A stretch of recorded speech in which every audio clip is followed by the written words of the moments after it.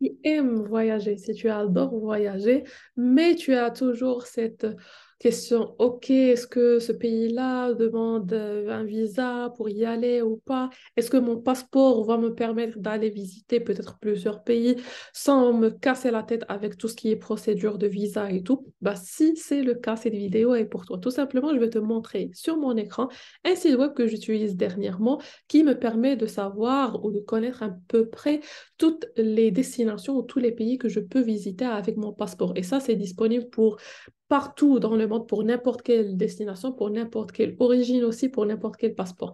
Alors, le site, tout simplement, c'est celui-ci, c'est passeportindex.org. De toute façon, je vais vous le laisser sous la vidéo en bois de description.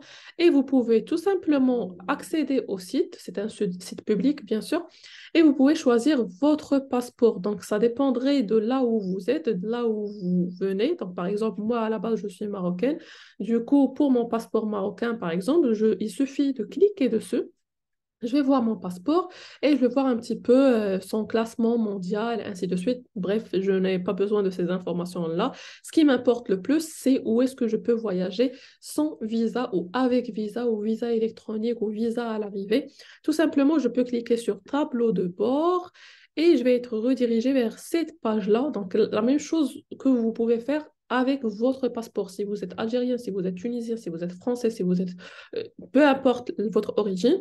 Et ici, tout simplement, ça vous permet de voir les points de mobilité, les pays où vous pouvez y aller sans visa, les pays où vous pouvez avoir votre visa à l'arrivée, ainsi de suite. Alors ici, tout simplement, moi, je vais directement sur cette liste-là. Vous pouvez voir les différentes couleurs en rouge, en vert, en bleu, en jaune. Tout simplement, ici, les pays en vert, c'est les pays où vous pouvez accéder sans visa et ils vous écrivent aussi la durée, combien vous pouvez rester dans ce pays-là, justement, la durée qui est autorisée. Alors, tout simplement, vous pouvez soit voir directement tous les pays et là, vous allez voir si vous avez besoin d'un visa ou pas. Ou bien, par exemple, je vais désélectionner les autres et je vais laisser, par exemple, que ceux qui sont en vert. Donc, ceux qui sont en vert, vous pouvez lire ici, visa free, visa free, visa free. Et ils vous écrivent, est-ce que c'est per 90 days, per 30 days, per 21 days, donc ça dépend.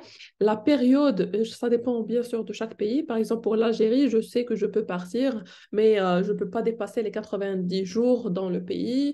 Je sais que par exemple pour Burkina Faso, il n'y a pas de limite.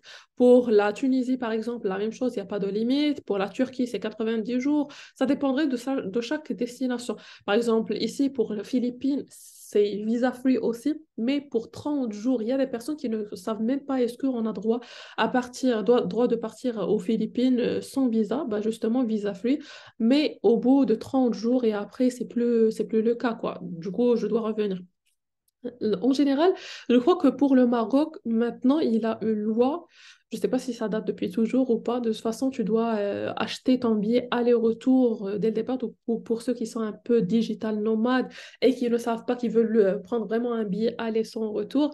C'est un peu plus compliqué, c'est pourquoi il y a des personnes qui passent par d'autres pays aussi pour le faire. Bref, si vous êtes dans un autre pays où c'est pas trop demandé, c'est-à-dire vous pouvez prendre que des billets aller, après vous pouvez un peu découvrir le monde, bah, vous avez la chance, profitez-en. Après, si vous voulez aussi, vous pouvez filtrer par ceux qui sont en bleu. Donc, ceux qui sont en bleu, ils vous écrivent est-ce que c'est un e-visa, donc un visa électronique, ou bien visa on arrival, donc visa à l'arrivée.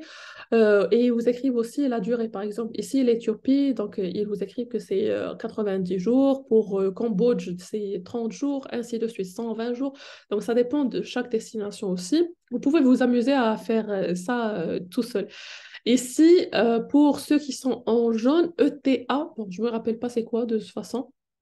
Après, ici, en rouge, ben, c'est là où il y a un visa ou e-visa, donc visa électronique. Alors, par exemple, ici, si je descends en bas, les Émirats, par exemple, là où je pars le plus souvent, donc e-visa, donc effectivement, visa électronique que je prends, donc c'est un visa ou une visa, je sais pas. Bref, je m'en fous. L'essentiel, c'est d'avoir votre visa. De toute façon, un visa électronique que je prends justement sur Internet. Internet.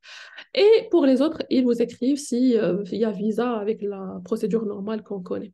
Du coup, voilà, c'était un peu ça, le site que j'utilisais. Après, vous pouvez découvrir aussi à peu près ce que vous pouvez faire avec votre passeport. Et sur ce, je vous dis très bon voyage, profitez-en et on se dit à la prochaine dans une prochaine vidéo.